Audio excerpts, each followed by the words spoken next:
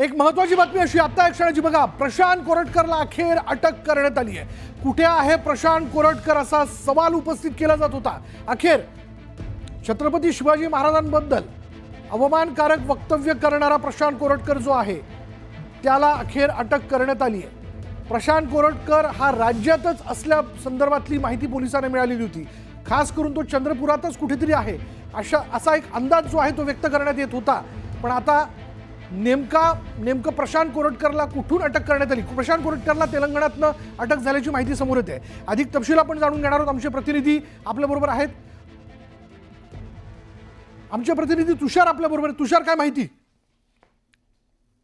खात्रीलायक सूत्रांकडून जी माहिती मिळते त्या माहितीनुसार प्रशांत कोरटकरला तेलंगणामध्ये अटक झालेली आहे आणि या संदर्भामध्ये कोल्हापूरचे पोलीस आपल्याला थोड्याच वेळामध्ये आपल्याला माहिती पोलीस अधीक्षक यावर सविस्तर माहिती देतील। मात्र गृह विभागाकडून आपल्याला जी खात्रीलायक सूत्रांकडून माहिती मिळाली, प्रशांत कोरटकरला आता तेलंगणामध्ये अटक झालेली आहे।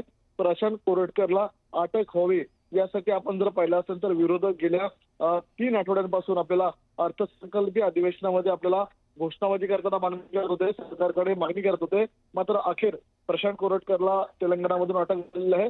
तेलंगणामध्ये अटक झाल्यानंतर प्रशांत कोरटकरला महाराष्ट्रामध्ये आणलं जाईल आणि पुढच्या सुनावणीसाठी, पुढच्या चौकशीसाठी प्रशांत कोरटकरचा आपल्याला महाराष्ट्र पोलीस ताबा घेताना पाहायला मिळणार आहे। प्रशांत कोरटकर एवढे दिवस नेमका तेलंगणामध्ये किंवा इतर राज्यांमध्ये कसा फरार झाला होता, त्यामागचा बोलवता धनी कोण होता, प्रशांत कोरटकरच्या मागे कोण होतं, या संदर्भातला तपास आपल्याला पोलीस करताना पाहायला मिळतील। मात्र प्रशांत कोरटकरच्या मागे आपल्याला राज्यातल्या पोलिसांच्या विविध टीम हे तैनात करण्यात आल्याच्या पाहायला मिळत होते। स्वतः मुख्यमंत्री देवेंद्र फडणवीस या संदर्भामध्ये लक्ष ठेवून होते। विरोधकांकडून बऱ्याच वेळेला मुख्यमंत्र्यांवरती या संदर्भातली टीका टिप्पणी करताना पाहायला मिळत होती।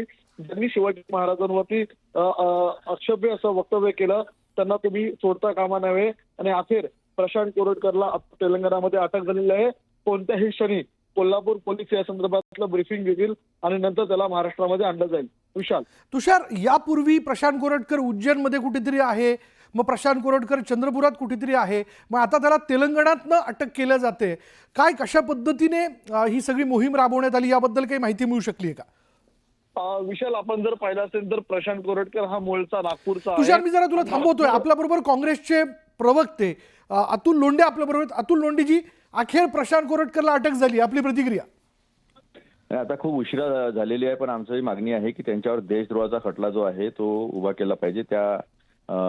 तशा कलमा ज्या आहेत त्या त्यांच्यावर लावल्या पाहिजे। त्यांनी केलेला गुन्हा हा अक्षम्य आहे आणि त्याला ज्या ज्या लोकांनी मदत केली या सर्वांमध्ये त्या लोकांना पण हुडकून काढून त्यांच्यावर पण केसेस दाखल केल्या पाहिजे अशी आमची मागणी आहे। बरं, पण मग ही अटक व्हायला उशीरच झाला आणि तो का झाला असं तुम्हाला वाटतं?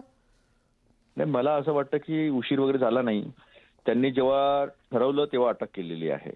हे म्हणजे प्रेशर विरोधी पक्षांनी उभं केलं आणि महाराष्ट्रामध्ये जी संतापाची लाट उसळलेली आहे त्याच्यामुळे ही अटक झालेली आहे, नाहीतर आयुष्यात त्याला अटक झाली नसती। म्हणजे नाही लक्षात आलं ठरवलं म्हणजे नेमकं काय? तुमचं असं म्हणणं की यापूर्वी ते ठरवू शकत होते पण ते ठरवण्यात आलं नाही। सरकार आहे, सगळे पोलीस, सगळे सरकारमधले मोठे नेते यांच्यासोबत त्याचे फोटो आहे एवढं नाही म्हणत आम्ही।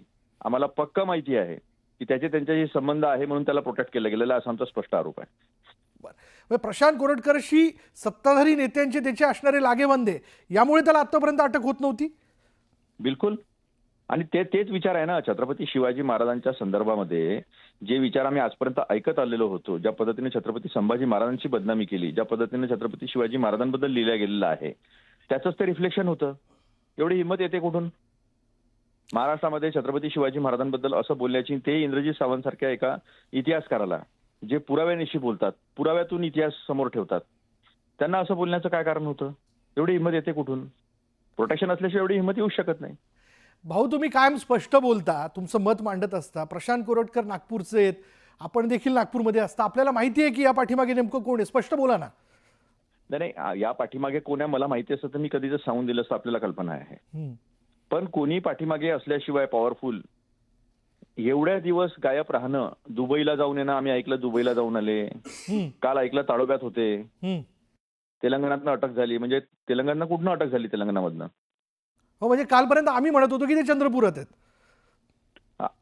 अशा बातम्या आम्हीच ऐकत होतो आणि तेलंगणा तिथून जवळच आहे, काही जास्त दूर नाही आहे. बरोबर. म्हणजे इथून तिथून रनवर होता म्हणजे सगळी माहिती त्यांना मिळत होती ना. म्हणजे सोयीनुसार त्यांची फिरस्ती चाललेली होती, सगळं माहिती होतं, पण केलं काहीच जात बिलकुल नव्हतं. बिलकुल स्पष्ट आरोप आहे. प्रोटेक्शन मध्ये सगळं चाललेलं होतं. जोपर्यंत त्याला पकडायचं नव्हतं तोपर्यंत पकडल्या गेलेलं नाही आहे हम्म. आणि आता पकडल्या गेलेलं आहे.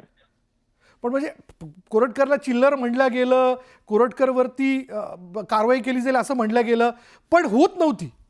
ज्या व्यक्तीकडे ईडीने जप्त केलेली गाडी तो चालवू शकतो, आहे का कोणाची हिंमत आजपर्यंत आता की ईडीने जप्त केलेल्या वस्तू वापरू शकतो? तो वापरत होता. त्याचे फोटो देशाच्या प्रधानमंत्र्यांसोबत, गृहमंत्र्यांसोबत घरात मोठे मोठे नेते त्याच्या जाणं येणं आणि त्याचं सगळं पोलिसांशी लागेबंदे, हे काही लपून राहिलेल्या गोष्टी थोडी आहे. या सगळ्या स्पष्टपणे समोर आलेल्या आहे. अतुल लोंढेजी, आजच हायकोर्टामध्ये त्याच्या जामिनावरती सुनावणी होणार होती आणि आजच त्याला अटक करण्यात आली. हा केवळ योगायोग आहे की हे सारं जुळून आलंय असं आपल्याला वाटतं? क्रोनॉलॉजी समजा. अगदी स्पष्ट आहे. प्रोटेक्शन असल्याशिवाय हे होऊ शकत नाही. धन्यवाद आमच्याशी बोलल्याबद्दल. प्रशांत कोरटकरला अखेर महिन्याभरानंतर, म्हणजे तब्बल महिन्याभरानंतर त्याला अटक झाल्याचं आपण बघतोय. प्रशांत कोरटकर कधी म्हटलं गेलं तो उज्जैनमध्ये आहे, कधी म्हटलं गेलं तो कुठेतरी बाहेर आहे, बाहेर परदेशात आहे. याच विषयी प्रतिक्रिया आपण जाणून घेणार आहोत. उबाटा गटाचे खासदार अरविंद सावंत आपल्याबरोबर आहेत. अरविंद सावंतजी, काय आपली प्रतिक्रिया? अखेर प्रशांत कोरटकरला अटक झाली आहे. अखेर अटक झाली या शब्दात मोठा आहे, लक्षात घ्या. सरळ अटक नाही झाली, अखेर अटक झाली. अखेर अटक झाली. दबाव आल्यानंतर अटक झाली. कोरटकरांसारखी नादान माणसं या राज्यात आहेत आपल्या. हे औरंगजेबाला घेऊन नाचतात ना, त्यांना म्हणा शिवरायाचा अपमान करणाऱ्या माणसाबद्दल काय भजन करता का तुम्ही? हा, तुम्ही कसे वागता? ते सोलापूरकर काय असू द्या, ते हे सगळे असू द्या, छत्रपती शिवरायांबद्दलचा अपमान आणि इंद्रजीत सावंत सारख्या एका ज्येष्ठ लेखकाला, साहित्य अभ्यासकाला, इतिहासाचा गाणं अभ्यासक असलेले इंद्रजीत सावंत आहेत. अशा व्यक्तींबद्दल इतकं उर्बट रात्री बोलणारा माणूस, शिवरायांचा अपमान करणारा माणूस, जातीवाचक बोलणारा माणूस, त्याला इतके दिवस कोणी ठेवला होता पहिले हे तर शोधा. तेवढे ते पण त्याच्या अटकेपेक्षा ते कळलं पाहिजे. त्याच्या मागे कोण होतं एवढं त्याला संरक्षण देण्यासाठी? हे इतकं वाईट चाललंय ना महाराष्ट्रामध्ये, वाईट वाटतं. तुम्हाला सांगतो, तुम्ही बाईट घेता खरं, पण मनातून इतकं वाईट वाटत काय रोज आम्ही बोलतो. समाज मन ह्याच्यातनं पिळवत उसळून आलं पाहिजे. तर समाज मन दिसत नाहीये मला कुठं. आणि मग या इतक्या घाणेरड्या प्रतिक्रिया करून, घाणेरड्या वागून, भ्रष्टाचारी करून, खोके घेऊन, टोके घेऊन काही परिणाम होत नाही. गेंड्याचा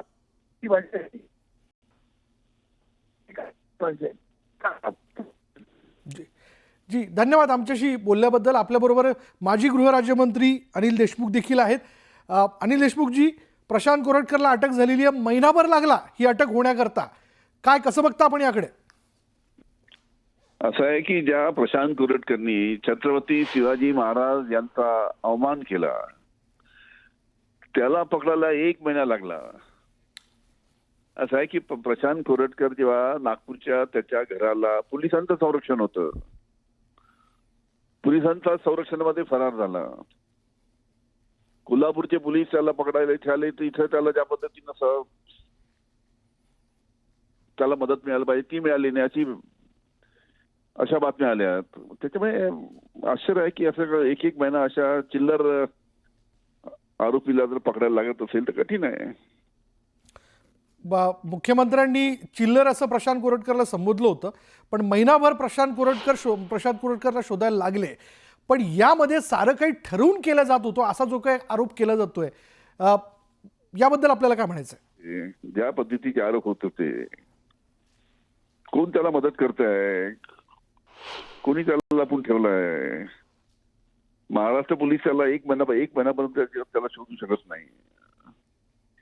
त्याला कोणाचं संरक्षण होतं, या सर्व गोष्टी पुढे अनेक प्रश्न त्यांनी लोकांनी विचारलेत. पण या सगळ्या याच्यामध्ये नेमकं कोण प्रशांत कोरटकरच्या पाठीमागे, स्पष्ट बोला ना. कोण प्रशांत कोरटकरच्या पाठीमागे आहे, इतका वेळ लागतो. तुम्ही समजून घ्या कोण आहे त्याच्यामध्ये. याला कोणीतरी सहकार्य केल्याशिवाय इतका चिल्लर माणूस इतके दिवस फरार राहू शकत नाही. पण मग अनिल देशमुखजी कोणी सहकार्य केलं? म्हणजे सत्ताधारी पक्षातल्या नेत्यांनी केलं, येईल ना ते, नागपूरमधले कोणी नेते होते या पाठीमागे? पुढे येईल. आता नागपूरमधले कोण नेते होते, कोणाचं संरक्षण होतं, कोणाच्या अतिशय जवळचे होते, ते आता हळूहळू पुढे येईल. जी जी, धन्यवाद आपले आमच्याशी बोलल्याबद्दल. ॲडव्होकेट असीम सरोदे देखील आपल्यासोबत आहेत. असीम सरोदेजी, म्हणजे आता पुन्हा एकदा तेच की अखेर प्रशांत कोरटकरला अटक झाल्याचं आपण पाहतोय. या विषयाला घेऊन आता अनेक वेगवेगळी मतमतांतर समोर येताना दिसत आहेत. आपल्याला काय म्हणायचंय?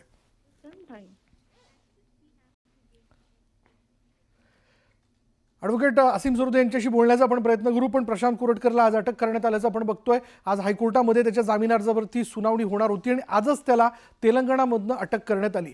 कालपर्यंत न्यूज 18 लोकमतनेच या संदर्भातली बातमी जी ती पुढे आणलेली होती की राज्यातल्या सुरक्षा व्यवस्थेचा असा एक अंदाज आहे की प्रशांत कोरटकर हा चंद्रपूरमध्ये असावा. चंद्रपूर आणि तेलंगणा तसं बघायला गेलं तर फार काही दूर नाही आहे.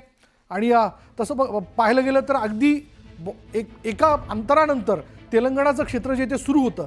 त्याच्यामुळे प्रशांत कोरटकर हा चंद्रपूर किंवा तेलंगणाच्या आसपास किंवा त्याच भागात असावा हा जो एक अंदाज व्यक्त केला जात होता, अखेर तो खरा ठरला आणि त्याला तेलंगणातनं अटक करण्यात आल्याचं आपण बघतोय. त्याच्यामुळे महिनाभर सुरक्षा यंत्रणा त्याचा शोध घेत होत्या. कधी प्रशांत कोरटकर उज्जैनमध्ये असं म्हटलं गेलं, कधी प्रशांत कोरटकर हा परदेशात गेला असं म्हटलं गेलं, कधी प्रशांत कोरटकर जो आहे तो नागपूरमध्ये जे याबद्दलचा दावा केला गेला आणि अखेर त्याला तेलंगणातनं अटक करण्यात आल्याचं आपण पाहतोय.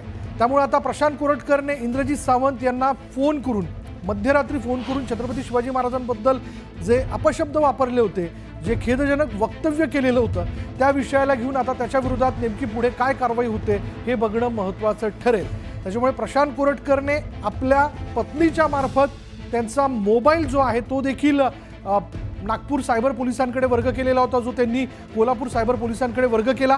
आणि त्यात जो CDR तपासण्यात आला त्यातनं एक लक्षात आलं की त्या रात्री इंद्रजीत सावंत यांना जो कॉल करण्यात आलेला होता तो प्रशांत कोरटकर या व्यक्तीनेच केलेला होता. पण हा दावा किंवा हा मुद्दा प्रशांत कोरटकरने वारंवार असं म्हणून त्यांनी तो खोडून काढला की तो कॉल मी केलाच नाही, यामध्ये AI तंत्राचा वापर करण्यात आला किंवा तो आवाज माझा नाहीच, असा दावा देखील प्रशांत कोरटकरने केलेला होता. पण ज्यावेळी कोल्हापूर सायबर पोलिसांनी या संदर्भातली सगळी तपासणी केली, माहिती घेतली तंत्रज्ञानाच्या माध्यमातून, त्यातनं एक गोष्ट उघड झाली. तर तो कॉल जो होता तो प्रशांत कोरटकरच्या मोबाईलवरनंच करण्यात आलेला होता. यानंतर ही गोष्ट उघड समोर आली किंवा ती स्पष्ट झालेली होती की हा कॉल प्रशांत कोरटकरकडनं झालेला होता, ते वक्तव्य त्यांनी केलेलं होतं आणि यानंतर त्याचा शोध घेतला जात होता.